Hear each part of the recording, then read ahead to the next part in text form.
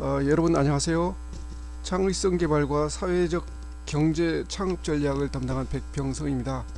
오늘 이렇게 유튜브를 통해서 강의하는 두 번째 시간입니다. 코로나19 때문에 여러분들과 강의실에서 뵙지 못하고 이렇게 유튜브를 통해서 저 혼자 이렇게 강의를 하게 된 게 굉장히 안타깝게 생각합니다. 빨리 이 유튜브 사태가 좀 진정이 돼서 여러분들하고 강의실에서 좀 웃고 같이 질문도 하고 대답하고 토론하고 하면서 이렇게 강의를 좀 즐겁게 진행을 했으면 좋았는데, 안타깝게도 아마 이번 주까지는 이렇게 인터넷을 통해서 유튜브를 통해서 강의를 해야 될 것 같습니다. 두 번째 수업 강의 계획서에 말씀드린 대로 이번에는 두 번째 강의 창업의 이해에 대해서 말씀드리도록 하겠습니다.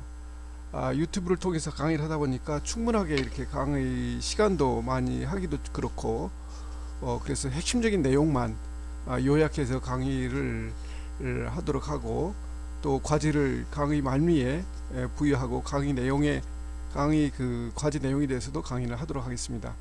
오늘 강의할 수업 목차는 창업의 개념, 그리고 창업 과정, 그리고 세 번째 창업의 3요소, 이렇게 강의를 하도록 하겠습니다. 그런데 오늘 과제 제목이 아마 창업의 확장 요소에 대해서 과제를 제가 드린 것 같습니다. 그래서 이 부분 3요소 뒷부분에 확장 요소가 있으니까 귀를 기울여 주시고, 또 그 내용을 다음 수업 전까지, 그러니까 월요일, 화요일, 저희 수업이 화요일 있지 않습니까? 화요일인데 월요일까지 좀 업로드를 해주시면 제가 출석 체크와 동시에 과제를 제출한 것을 확인을 하도록 이렇게 하겠습니다. 자, 시작을 하도록 하겠습니다. 창업이 왜 중요한가라는 것은 이 표에 나타내는데, 창업을 하게 되면 부의 창출이 있고, 환경에 대한 영향, 과학기술도 촉진하게 되고, 또 국제 소지에 영향을 미치기도 하고, 또 생활 공간도 창조하기도 하고, 자원도 활용하기도 하고, 직장을 창출하기도 하고, 여러 가지 요소가 있습니다. 자, 하나하나 잠깐 말씀을 드려보면, 부의 창출이죠. 창업을 하게 되면 돈을 벌게 된다는 거죠. 이것은 개인적으로도 굉장히 중요할 뿐만 아니라, 돈을 버는 것은 사회적으로도 아주 유용하다고 할 수가 있습니다. 좀 더 많은 사람들이 물질적인 풍요로움의 혜택을 받기 위해서는 먼저 사회 전체의 부의 크기가 증가해야 된다는 거죠. 이런 측면에서는 창업을 통해서 돈을 벌 수 있기 때문에 큰 의미가 있다는 생각이 됩니다. 그 다음에 이제 환경에 대한 영향입니다. 환경에 대한 영향인데, 이 부분이 이제 기업이 창업을 하면서 생산 활동을 하면 우리가 생산 과정에서 발생되는 폐기물이 있지 않습니까? 폐기물은 자연 환경에 나쁜 영향을 미치죠. 그런데 이제 한편으로 또 생각을 하면, 이 나쁜 환경에 미치는 영향을 오히려 낡은 생산 시스템을 교체한다든지 해서 효율적인 새로운 기법을 통해서 환경 오염을 감소시킬 수도 있다, 이렇게 주장하시는 분들도 있어요. 그러니까 그런 측면도 있고, 우리가 생산 활동을 하면 당연히 환경 오염을 시키죠. 소비자도 환경 오염을 시킵니다. 소비하는 과정에서, 또는 소비하는 과정에서 환경 오염을 시키고, 그 폐기물 처리 과정에서 당연히 환경 오염을 시키죠. 근데 이제 기업에서도 당연히 생산 과정에서는 환경 오염을 시키는데, 생산을 어떻게 하느냐에 따라 가지고 그 환경 오염을 오히려 줄일 수도 있다, 이렇게 역설적으로 이야기하기도 합니다. 그 다음에 과학기술의 발전은 촉진입니다.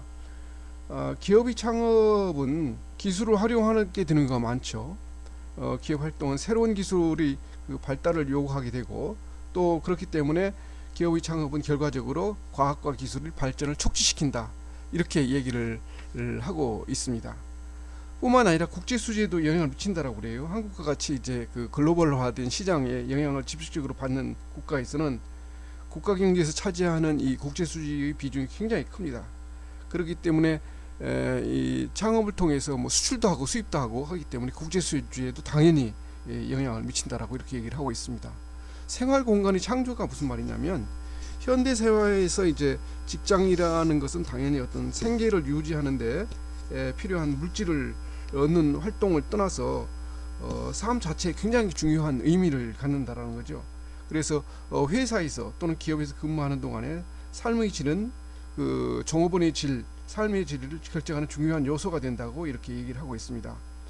그래서 창업은 창업자 본인의 그 뿐만 아니라 종업원에게도 중요한 삶을 공간을 창출한다라고 이렇게 얘기를 하고 있죠.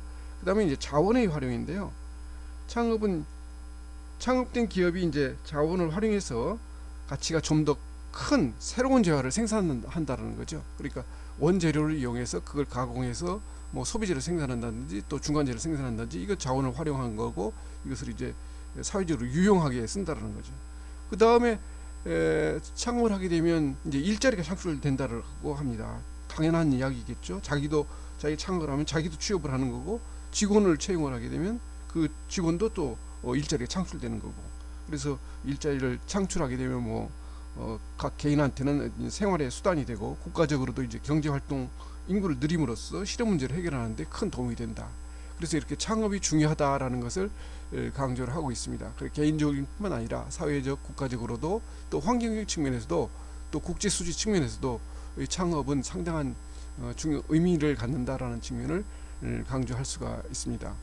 자, 이 표는 지난 첫 번째 시간에도 잠깐 이와 유사한 그림을 제가 보여드린 적이 있는데요. 자, 창조성과 혁신을 잠깐 비교를 해보도록 하겠습니다. 창조성이라는 것은 이제 새로운 것을 만드는 능력이다 이렇게 설명을 하는 반면에 혁신은 새로운 것을 만드는 과정이다라고 이렇게 표현하고 있습니다. 그래서 창조성을 갖춘 어떤 그 혁신적인 역량 그런 것들이 이제 통해서 이제 그 기업 그 창업을 하게 된다라는 뜻이기도 한데 표로 보면은 창조성은 새로운 것을 창조하는 능력이라는 거죠. 개인의 어떤 능력. 이것이 다른 얘기로 하면 지식이라고 한다면 혁신은 이노베이션은 아이디어와 자원을 유용한 방법으로 변환시키는 어떤 프로세스 과정이라는 말이죠. 그래서 혁신을 통해서 신제품이나 또 새로운 서비스나 또 어떤 새로운 공정이나 뭐 시장을 창출해내는 것도 일종의 혁신이다 이렇게 얘기를 하고 있습니다.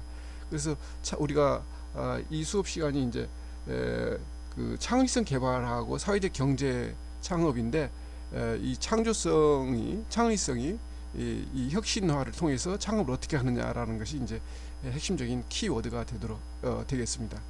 그래서 제가 첫 시간에 말씀드린 대로 이 수업은 창의성, 그 다음에 이제 창업, 그 다음에 사회적 경제 이 세 가지 키워드를 가지고 공부를 하도록 하겠습니다.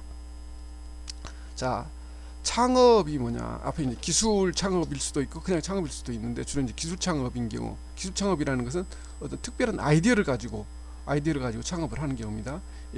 예비 창업자가 체득한 기술 그리고 경험 그리고 이제 전문적 노하우 등을 지식을 모태로 해서 사업에 착수하는 창업 행위를 이제 창업이다라고 얘기를 하고 있습니다.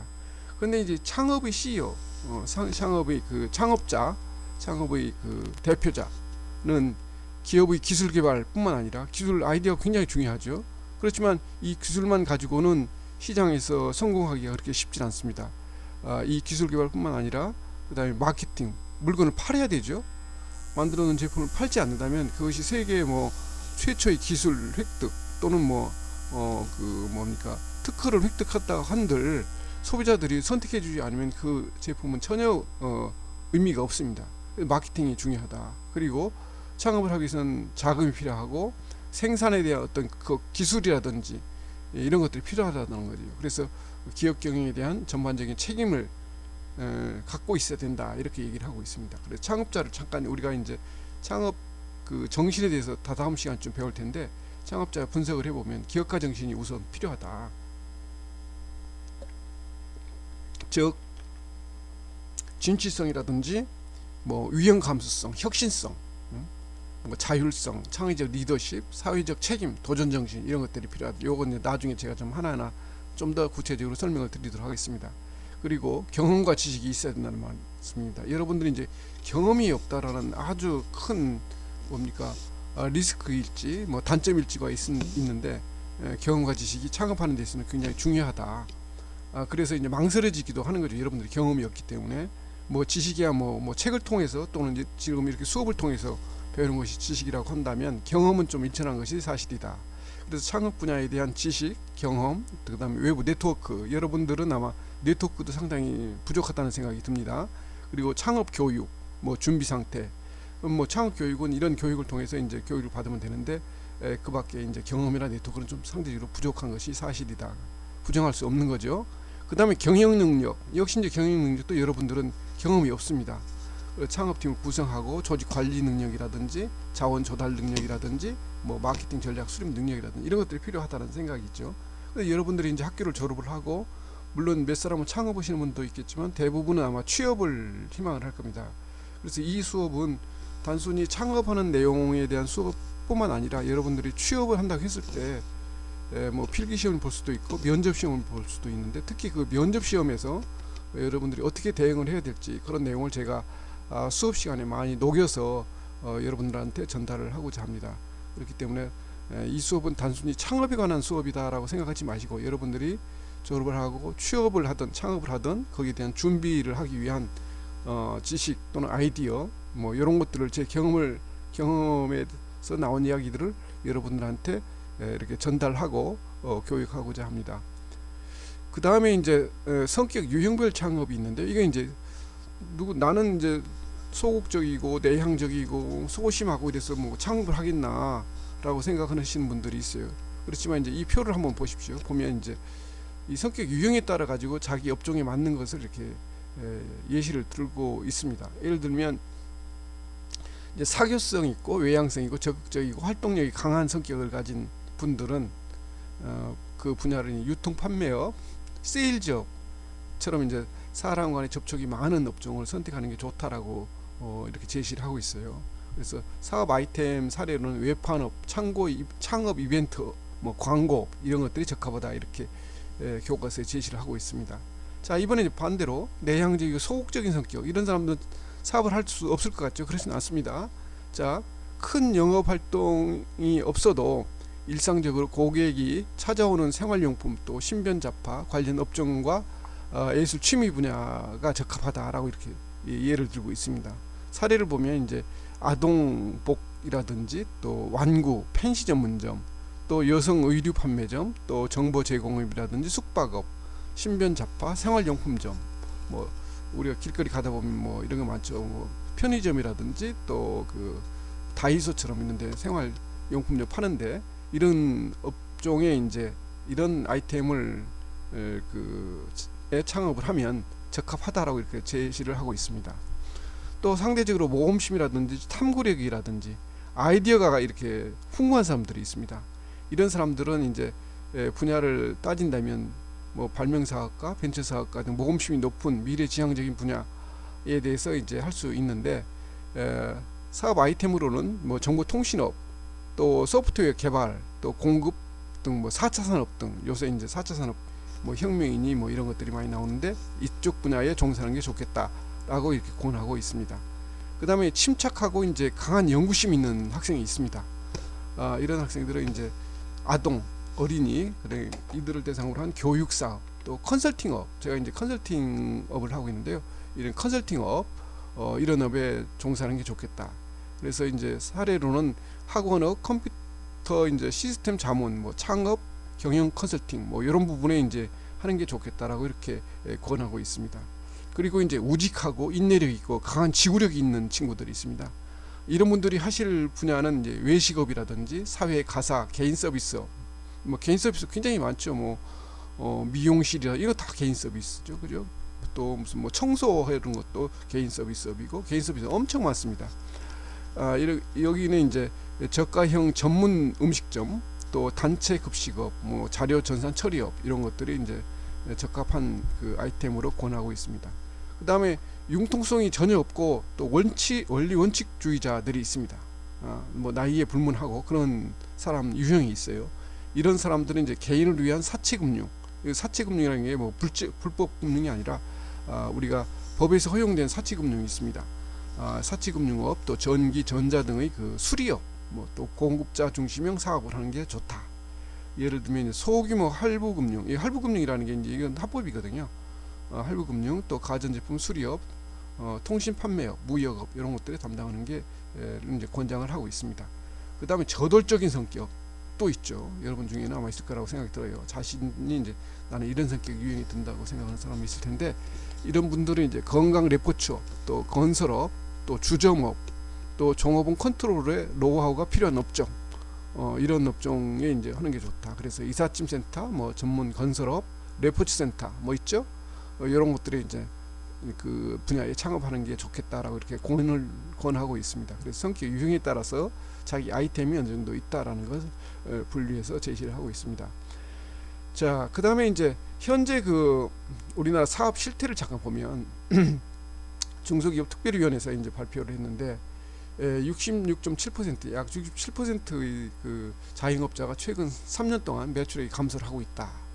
25%는 매출액이 정체를 하고 있고, 이 중에 이제 매출이 30% 이상 감소한 업체가 뭐 거의 40%로 이루고 있다. 뭐 그래서 이제 시장이 굉장히 좋지 않다 이런 얘기입니다. 그런데 최근에 이제 이 코로나 사태로 최악을 지금 치닫고 있죠.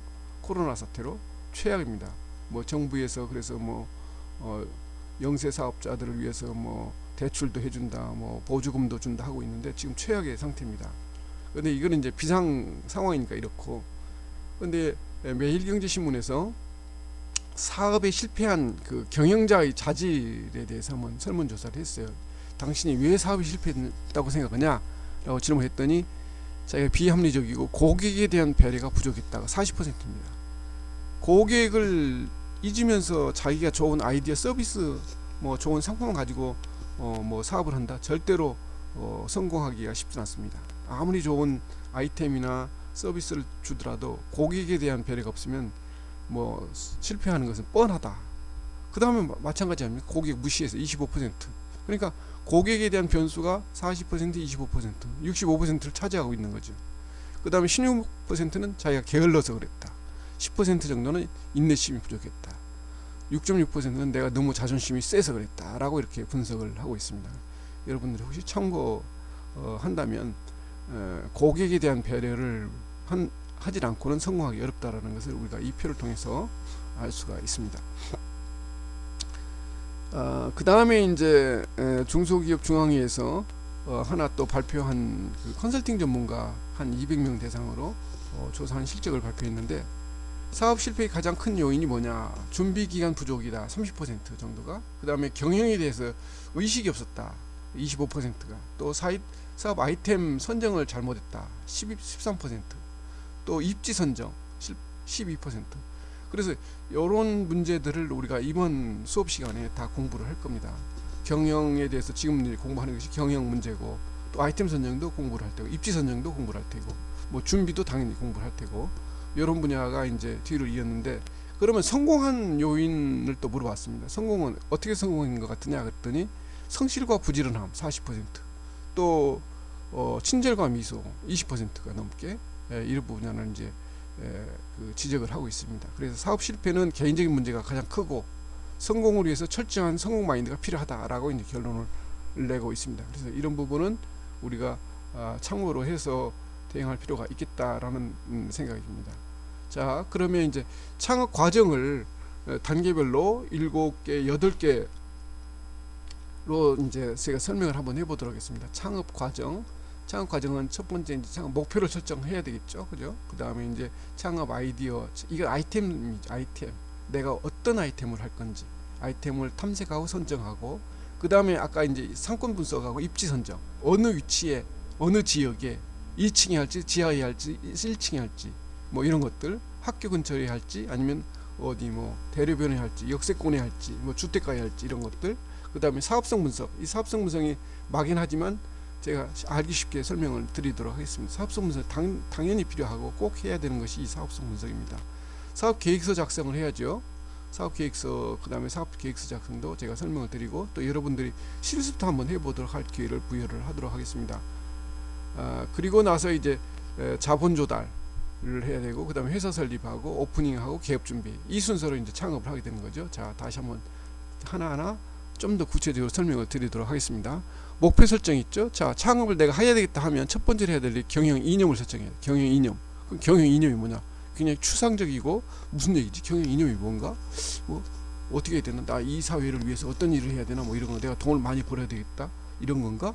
경영 이념이 뭘까요? 여러분들 뭐라고 생각하십니까? 경영 이념, 이게 말이 어려운데 아주 쉽습니다. 자, 이분이 이제 내가 빵가게를 해야 되겠다라고 이제 아이템을 정했어요. 그럼 내가 빵가게를 하는데 이 빵을 어떻게 말하자면 할지, 어떻게 가게를 할지, 요 내용이 이제 경영 이념이 되는데, 자 봅시다. 건강에 좋고 맛있는 빵을 만들어 고객을 행복하게, 또 방문 고객에게 매일매일 곡물 바게트를 증정하겠다. 이게 이제 경영 이념인데, 경영 이념 중에서도 이게 뭐냐면 미션입니다. 미션이라고 말씀 많이 들어보셨죠? 미션이 뭐예요? 그 미션이 뭐냐면 내가 꼭 해야 될 일, 이런 걸 미션이라고 합니다. 어떤 뭐 목표점, 이런 걸 미션이라고 하는데, 이 빵가게 사장님은 건강에 좋고 맛있는 빵을 만들어 고객을 행복하게 라는 어떤 미션을 제가 설정한 거죠. 이것이 이제 경영 이념이 됩니다. 여기서 말하는 경영 이념. 자, 그런데 이제 이렇게 이것은 궁극적인 목적이고, 이렇게 하기 위해서 구체적으로 이제 어떻게 할지, 방문 고객 10,000명 달성, 재방문 고객 70% 달성, 이건 뭐라고 생각하십니까? 이건 비전이에요. 비전. 이 수치로 나타내는 거 있지 않습니까? 수치로 나타내야, 아 내가 이때까지 이걸 이만큼 해야지, 이게 이제 우리는 비전이라고 그래요. 구체적으로 하는 거죠. 연 10,000명을 고객한테 팔겠다. 그리고 10,000명 중에 70%를 다시 방문하도록 만들겠다. 이것을 보면 자기가 어떻게 해야 될지 구체적으로 좀 더 구체화되고, 아 내가 이 목표를 위해서, 이건 좀 추상적이지 않습니까? 미션은 추상적인 반면에 비전은 아주 구체적인 겁니다. 그래서 미션과 비전을 설정하는 것이 경영 이념이다. 어려운 게 아니다 라고 이해를 하시면 될 것 같습니다. 그 다음에 창업 아이디어와 이제 아이디어 탐색과 선정, 뭐 외부 환경 분석하고 내부 여건을 분석하고, 이걸 이제 외부 환경에 이제 외부 환경에 대해서 위협 요인과 이제 이렇게 위협 요인과 수합 분석을 하는 거죠. 외부 환경, 내부 환경 수합 분석을 제가 이제 수업을 할 텐데, 그런 요건을 분석하고 관련 업계 종사자 면담을 통해서 세부적인 이제 창업 환경, 그리고 정보, 또 아까 말씀드린 자기 어떤 성격을 가졌는지 자신에 대한 객관적인 검토 이런 것을 거쳐서 시대 흐름과 자신에 맞는 업종을 이제 찾는 것이 이제 아이템을 선정하고 탐색하고 선정하는 과정이 되겠습니다. 그 다음에 상권 분석과 입지 선정이죠. 그 아이템을 선정을 했으면 이것을 어디에서 이제 할 건지, 그럼 아이템 선정이 먼저냐, 뭐 입지 선정이 먼저냐, 뭐 업종 선정이 먼저냐, 뭐 하는 게 있는데, 이건 의미가 없다. 창업자의 사정에 따라서 이것을 먼저 해도 되고 이것을 먼저 해도 된다, 이러는 거죠. 입지가 이런 입지에 따라서는 여기 뭐가 좋다라는 게 있을 수가 있고, 이런 업종, 이런 품목은 어느 위치에 가는 게 좋다, 이렇게 선정해서 이게 뭐 이거랑 순서 바뀌면 안 된다, 이런 건 없다라는 말이죠. 그래서 현재 상황뿐만 아니라 앞으로의 전망 등 입지 및 상권에 대한 철저한 분석이 필요하다. 뭐 유동 인구라든지 그 지역에 어떤 인구들이 많이 왕래를 하는지, 뭐 직장인인지 여자인지 남자인지, 또는 뭐 가정주부인지 학생인지 굉장히 필요하지 않습니까? 그죠? 그 다음에 사업성 분석이라고, 조금 이것도 어려운 말이죠. 아까 경영 이념처럼. 사업성 분석이 뭘까요? 사업성 분석은 그 시장에서 시장 조사를 통해서 어떤 시장 규모, 또 예상되는 자기 그 시장 점유율, 매출액, 뭐 이런 것들을 추정해 보는 거죠. 기술성, 경제성, 위험성 등 기초를 해가지고 사업 타당성이 가장 높은 업종을 최종적으로 확정을 해라. 그럼 사업성 분석도 어려운 말이고, 사업 타당성도 어려운 말이에요. 그럼 사업 타당성이 뭐냐? 사업 타당성이 뭔지 한번 보도록 하겠습니다. 사업 타당성이라는 것은 창업 혹은 신규로 진출하고자 하는 사업의 가치를 평가하는 일이야. 가치. 그럼 가치가 뭐냐? 가치라는 기술, 시장 점유율, 경제성 따위를 평가하는 총체적 분석, 이런 것들을 이제 통해서 가치를 측정하는 과정을 이제 이 사업 타당성 분석이라고 이렇게 얘기를 하고 있습니다. 그래서 이 가치, 이것을 해서 얼마만큼 수익을 낼 건지 이걸 분석해내는 것이 사업 타당성 분석이 되겠습니다. 그러니까 이게 뭐 말은 어려운데 사업을 하게 되면 당연히 해야 될 그런 내용이죠. 그 다음에 사업 계획서 작성입니다. 사업 계획서를 꼭 써야 됩니까? 써야 됩니다. 왜? 사업 계획서를 써야 다른 사람한테 설명하기 위해서 저는 사업 계획서를 반드시 써야 돼요. 특히 여러분 청년 사업자들은 사업 계획서가 있어야 됩니다. 왜? 투자를 받기 위해, 여러분 돈이 없지 않습니까? 투자를 받기 위해서, 또는 정부로부터 어떤 보조금을 받기 위해서는 사업 계획서가 반드시 있어야 됩니다. 그래서 또 이 사업계획서를 통해서 어떤 자기 사업을 체계화하고 마케팅 전략을 수립하는 데 굉장히 도움이 되는 거죠. 그래서 사업계획서 작성은 수업 시간에 실제로 여러분과 같이 실습을 한번 하는 걸로 해보도록 하겠습니다. 자, 사업계획서가 작성이 되면 창업 자본을 조달을 해야죠. 창업 자본 조달하는 방법이 여러 가지가 있는데, 일반적으로 창업 자금의 70% 이상은 자기가 가지고 자기 자본을 가지고 하라라는 것을 권하고 있습니다. 이것이 이제 뭐 절반 이상 뭐 외부에서 대출 낸다든지 하다 보면 이게 리스크가 크고 사업 실패했을 때 재기가 어렵다. 이런 측면에서는 최소한 자기 자본을 한 70% 뭐 100만 원짜리 한다면 내 자본금이 70만 원 정도는 가져야 된다는 얘기죠. 그래서 이제 그걸 명심을 해야 되고, 그 나머지 금액은 어떻게 하느냐, 이제 사업을 시작하기 전부터 은행 등 이제 금융기관의 자금, 또 정부 지원 자금에 대한 정보도 수립하고 또 수지 계획도 세워야 한다, 이렇게 설명을 하고 있습니다. 그리고 7번째 이제 회사 설립을 하는 거죠. 개인 기업을 할지 또는 뭐 주식회사를 할지, 그것도 이제 수업 시간에 제가 공부를 하겠지만 어떤 걸 협동조합을 할지, 뭐 사회적 기업을 할지, 우리가 이번에 이제 사회적 기업에 대해서 공부를 할 텐데 사회적 기업을 할지 이런 것도 이제 고민을 해봐야 된다. 그리고 이제 오프닝하고 개업 준비를 하게 되는 거죠. 이제 종업원도 뽑고 이제 원재료도 들여오고 뭐 이제 간판도 달고 뭐 홍보도 하고, 이게 이제 오프닝과 개업 준비가 되겠습니다. 그래서 이런 절차를 통해서 이제 창업을 하게 되는 거죠. 자, 이제 오늘 제가 이제 과제의 내용이기도 한데 창업의 3요소를 한번 설명을 해보도록 하겠습니다. 창업의 3요소는 여러분들 뭘까요? 지금 이제 창업자라고 생각, 첫 번째 창업자죠. 그 다음에 뭐가 또 있어야 될까요? 아이디어가 있어야죠. 그죠?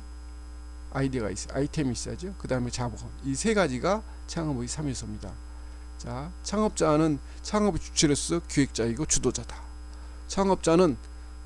창업자로서 나는 적성이 있는지 판단 포인트를 해보자. 아까 뭐 성격에 따라 가지고 여러 업종이 있었는데 그런 업종을 불문하고 한번 객관적으로 한번 따져보자. 이렇게 이제 해서 적극적이었는가, 또 통찰력과 판단력이 있나, 교양과 인기가 갖췄나, 도전하는 것을 즐거이 하는가, 또 가족들이 반대할 때 가족을 내가 설득할 수 있는 어떤 그런 그 자신감이 있나, 성취 욕구가 강하고 내가 독립적인가, 또 기초적인 체력이 갖추고 있나, 뭐 재무지식을 가지고 있나, 주위에 사업 고민을 들어줄 사람이 있는가, 내 사업 고민을 들어줄 사람이 있는가, 이런 것들을 갖춰야 된다는데, 이걸 다 갖춰가지고 창업을 하려면 언제 합니까?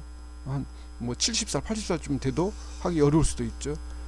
그렇지만 이제 창업을 해서 스스로가 이제 어떤 부분이 부족하다고 판단이 들면 그 부분을 보완하려고 노력하면 된다라는 뜻이지, 이걸 이제 다 갖춰야 된다는 얘기는 아닌 것 같습니다.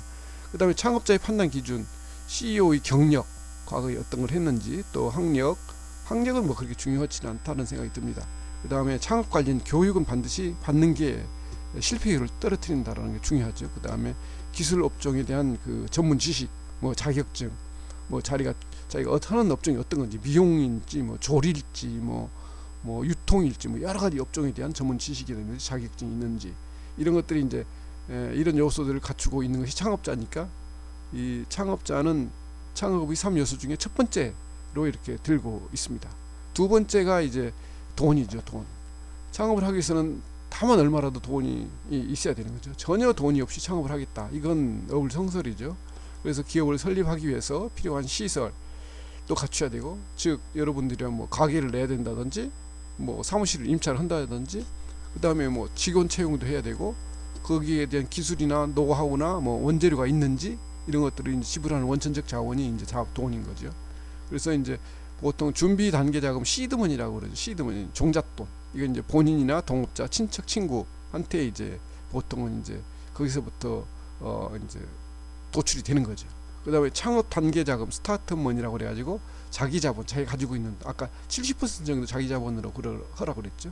그래서 이제 또는 개인 투자자가 있으려면 자기가 아까 사업계획서를 잘 만들어야 된다고 그랬죠. 개인 투자자한테, 왜 남한테 내 사업을 설명을 하기 위해서 그들 투자자로부터 투자를 이끌어내려면 사업을 설명을 잘 해야 됩니다. 그래서 그 사람이 이 사업은 되겠다라고 판단이 있어야 나한테 돈을 투자하는 거죠. 그 다음에 기관 투자자는 뭐 더 말할 것도 없고요. 초기 중소기업 창업은 모험기업, 벤처 비즈니스라고 그러는데, 이들이 이제 모험 자금은 국내 벤처 캐피탈에서 이제 투자를 받기도 하는데, 보통 여러분이나 이런 초기 창업자들한테는 이 벤처 캐피탈에 투자를 안 합니다. 왜? 리스크가 너무 크기 때문에. 이들은 이제 벤처 캐피탈은 안정기에 투자를 한다는 거죠. 사업이 정착이 돼서 어느 정도 커가고 되겠다 싶고 어느 정도 보장이 됐을 때 벤처 캐피탈이 돈을 투자하는 거지. 처음부터 누가 돈을 투자하겠습니까? 여러분들이나 초기 투자자한테. 그래서 이런 것들을 이제 참고를 하시고, 소자본 창업 시 창업 그 투자 금액 20% 정도는 비상금으로 두라는 거예요. 예비 자금으로 활용을 해라. 다 그 아까 70% 자기 자본으로 쓰라는데, 그리고 그 중에서 한 20%는 예비 자금으로 두라는 거죠. 사업을 하다 보면 갑자기 돈이 필요할 때가 있다는 거죠. 그때 이제 쓸 예비 자금으로 써라. 그래 500만 원 있으면 500만 원 다 톡 털어가지고 몰빵해서 거기다 하고 움직이지 못하게 하지 말고 500만 원 있으면 한 400만 원만 쓰고 100만 원 정도 가지고 있으라. 비상용으로 무슨 일이 있을지 모르니까. 요런 얘기고, 그 다음에 세 번째는 이제 아이템입니다. 이것이 이제 아이디어고 아이템인데 무엇을 팔 것인가, 업종을 뜻한다라고 하죠. 보통 이제 창업 아이템 선정은 국내의 환경을 분석하고 유사 아이템을 영위하는 그 기업도 돌아다니면서 보고, 또 매출 추이도 관찰도 해야 됩니다. 내가 저 가게에서 저걸 해야 되겠다 그러면 그것이 하루에 그 출입하는 그 소비자가 몇 명이나 되는지, 매출이 얼마나 나오는지 가서 물어보면 집중이 일러주지도 않을 수도 있습니다. 말하지 않을 수도 있는데 가서 관찰도 하고, 또 필요하면 가서 물건도 사면서 이렇게 지나가는 말로 물어도 보고, 이렇게 관찰할 필요가, 유심히 관찰할 필요도 있죠. 그리고 주변 상권에 어떤 경쟁자들이 있는지 또 철저히 사전 조사를 해야 되는 거죠. 그 다음에 소비자의 구매력, 제품 수명주기가 있죠. 어떤 제품이든 수명주기가 다 있습니다. 그래서 전형적인 정규 분포형 수명주기 제품은 보통 도입기, 성장기, 성숙기, 뭐 여기는 실내기라고 했는데 성숙기가 지나면 보통 쇠퇴기로 이렇게 이어지는 경우가 많죠. 그래서 도입기, 성장기, 성숙기, 실내기. 창업을 하시는 분들은 성숙기나 실내기 또는 쇠퇴기에 진입하면 이 성공 가능성이 떨어진다라고 그래요. 그래서 신규 창업자들은 그 제품 뭡니까 그 수명 주기가 도입기인지 성장기인지 요때 진입을 하라고 이렇게 권하고 있습니다. 그래야 시장도 커지고 하니까 자기가 들어가서 발디딜 팀이 있지. 성숙기나 실내기 들어가면 이미 그쪽에 말하자면 기득권자가 있기 때문에 굉장히 성공하기 어렵다 이렇게 생각할 수가 있어요. 그 다음에 재주기형 수명 제품주 수명도 있다는 촉진 활동, 뭐 리포지셔닝 통해서 뭐 다시 성숙기를 찾는 장수 제품 같은 거, 뭐 자동차 같은 것도 있을 수가 있죠. 뭐 이런 게 좀 이제 우리랑은 조금 거리가 멀다고 할 수 있는데 이런 것도 있고, 또 연속 성장형 성명주기 제품이라고 있는데 새로운 어떤 제품 특성을 조금씩 변형을 하는 거예요. 그리고 어떤 새로운 그 모델도 만들어내고 새로운 편익을 또 제공하고 새로운 기능도 추가해가지고 사용자를 발견을 연속적으로 이어져서 쓰도록. 대표적인 게 이제 여러분 핸드폰이 이제 여기에 해당된다고 이렇게 하고 있습니다. 그래서 다시 강조드리면 창업의 3요소는 창업자, 그 다음에 자본, 아이디어, 여기 3요소인데 제가 이번에 과제로 드린 부분은 이 부분입니다. 창업의 3요소 이외에 확장 요소가 있다 이거죠. 우리가 창업자, 아이템, 자본이 이제 3요소라면 이거 말고도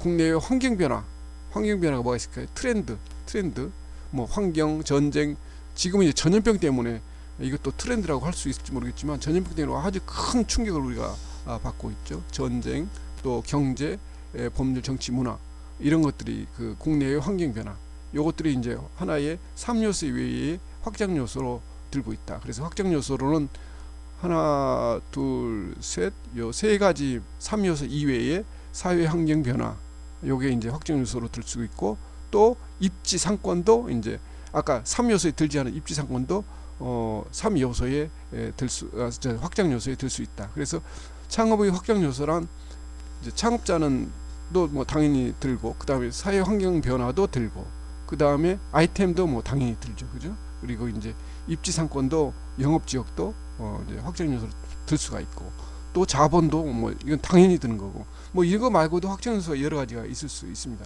있지만 책에서는 이렇게 크게 5가지 정도를 창업의 뭐 확장 요소다 이렇게 들고 있습니다. 그러니까 제가 이번 시간에 여러분들한테 과제로 준 내용은 확장 요소가 뭘까요? 이런 내용이거든요. 그래서 요거 5가지를 제시하면 여러분들이 수업을 들었구나라고 제가 확인을 할 수가 있겠습니다. 그래서 이 부분을 뭐 간단히 정리해 가지고 뭐 이걸 뭐 여러 페이지로 쓴다든지 할 필요는 전혀 없습니다. 그래서 간단하게 1, 2, 3, 4, 5 해가지고 표시를 해주면 됐습니다. 자, 그 다음에 창업의 장단점 여기까지만 하고 오늘 수업은 마치도록 하겠습니다. 창업의 장점이 뭐가 있을까요? 아까 창업의 중요성에서도 제가 설명을 드렸습니다. 창업의 중요성, 여기 창업의 중요성에 보면 뭐 이런 것이 이제 중요하다고 얘기했는데, 또 장점도 있고 단점도 있어요. 창업을 하게 되면 자신의 능력, 뭐 기술, 지식, 뭐 에너지, 뭐 열정, 계책정신, 모험정신 등을 최대로 발휘할 기회를 갖게 된다. 그죠? 창업을 하게 되면 이거 내 일이니까. 그래서 직장인보다 행동 저약을 덜 받죠. 뭐 9시에 출근해도 되고, 뭐 밤 12시에 퇴근해도 되고, 그리고 뭐 하루는 쉬어도 되고, 창업은 자유롭게 할 수가 있습니다. 그리고 사업이 일단 안정되면, 초창기는 좀 그렇진 않지만 안정되면 해고될 염려가 없죠. 왜? 내 사업이니까. 그리고 관련된 사회에서 독립된 기업가로서의 명성을도 얻을 수가 있습니다. 그리고 정년퇴직과 같은 시간적 제약을 받지 않고 활동할 수 있고 상당한 수입도 얻을 수가 있다. 정년퇴직이 없습니다. 창업을 하게 되면.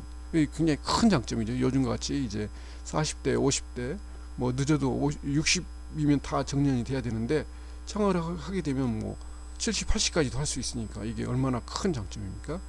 여기에 비해서 이제 단점도 있다. 왜? 어떤 단점이 있을까요? 미래의 불확실로 금전적 손실이 위험이 이제 증가하고,